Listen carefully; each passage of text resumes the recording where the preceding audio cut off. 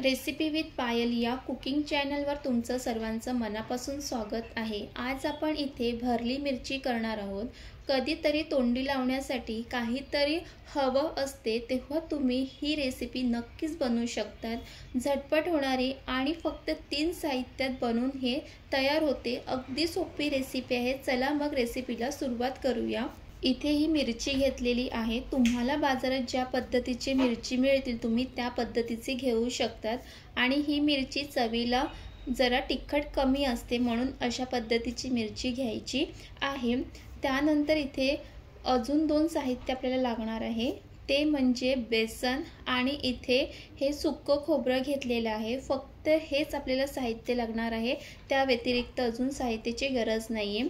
तर चला मग गॅसवरती तवा ठेवायचा आहे। तवा गरम करून घ्यायचा आहे। त्यामध्ये थोडंसं तेल घालायचं आहे। तेल व्यवस्थित गरम करून घ्यायचं आहे।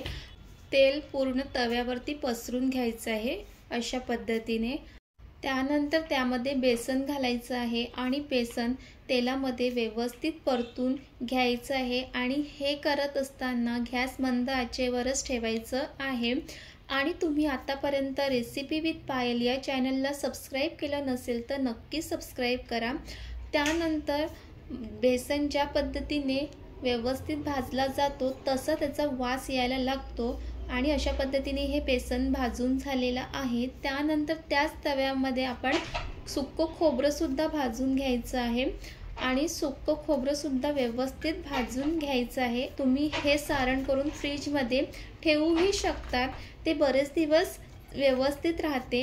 झटपट हे सारण बनवून ठेवलं असेल तर अजून अगदी खूप कमी वेळेत बनवून तयार होते।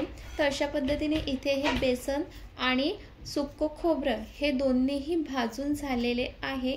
त्यानंतर भाजून घेतलेलं खोबरं एका प्लेटमध्ये काढून घ्यायचं आहे आणि बेसन आणि खोबरं हे थंड करून घ्यायचं आहे। त्यानंतर मिरची हे स्वच्छ धुवून घ्यायचे आहे आणि त्याचे 2 तुकडे करून घ्यायचे, कारण मिरची मोठी आहे म्हणून 2 तुकडे करून घ्यायचे। हे लहान असेल तर 2 तुकडे करायची गरज नाहीये। त्यातले जे बिया आहेत ते काढून घ्यायचे आहे। व्हिडिओमध्ये दाखवल्याप्रमाणे काढून घ्या आणि इथे अशा पद्धतीने मिरचीचे 2 तुकडे करून घेतलेले आहे। त्यानंतर झटपट होणारं सारण बनवून घ्यायचं आहे। खोबरं त्यामध्ये भाजलेलं बेसन टाकायचं आहे, चवीप्रमाणे मीठ, हळद आणि त्यानंतर त्यामध्ये चाट मसाला घालायचा आहे आणि हे सर्व एकत्रित चमच्याच्या साहाय्याने मिक्स करून घ्यायचं आहे। जर तुमच्याकडे चाट मसाला नसेल तर लिंबू सुद्धा ह्यामध्ये घालू शकतात आणि ह्यामध्ये आपण मसाला नाही टाकलेला मिळत, कारण ती मिरची आहे ती थोडी तिखट असतेच, कमी तिखट असते। जर तुम्हाला वाटलं त्यामध्ये लाल तिखट घालायचं असेल तर तुम्ही घालू शकतात, नाही घातलं तरीही काही नाही। तर हे सर्व अशा पद्धतीने मिक्स करून घ्यायचं आहे आणि हे सारण तुम्ही बनवून फ्रीजमध्ये ठेवू शकतात आणि झटपट अशी भरली मिरची बनवू शकतात। तर त्यानंतर इथे जी आपण मिरचीला कट करून घेतलेले आहे त्याच्यामध्ये अशा पद्धतीने हे सारण भरून घ्यायचं आहे। दाबून असं हे सारण भरायचं आहे। अशाच पद्धतीने सर्व मिरचीमध्ये हे सारण भरून घेणार आहे। तुम्ही ह्या ठिकाणी तुम्हाला जर ह्यामध्ये कारले भरून करायचं असेल तर तुम्ही हे सारण कारलेमध्ये पण भरून घेऊ शकता। तर अशा पद्धतीने हे मिरची भरून झालेले आहे। त्यानंतर गॅसवर तवा ठेवायचा आहे। इथे आपण ज्यामध्ये बेसन आणि सुक्कं खोबरं भाजून घेतले तोच तवा ठेवलेला आहे। त्यानंतर त्यामध्ये तेल घालायचे, तेल व्यवस्थित गरम करून घ्यायचं आहे आणि त्यामध्ये मिरची एक एक करून ठेवायची आहे आणि गॅस मंद आचेवरच ठेवायचा आहे।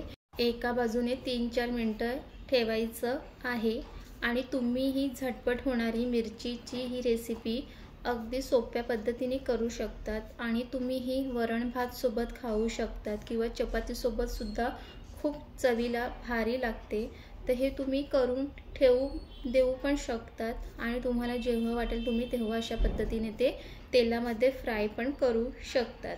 तर एका बाजूने 3-4 मिनिटं झाल्यानंतर दुसऱ्या बाजूने अशा पद्धतीने पलटून घ्यायचं आहे आणि दुसऱ्या बाजूने सुद्धा अशाच पद्धतीने ते तळून घ्यायचं आहे।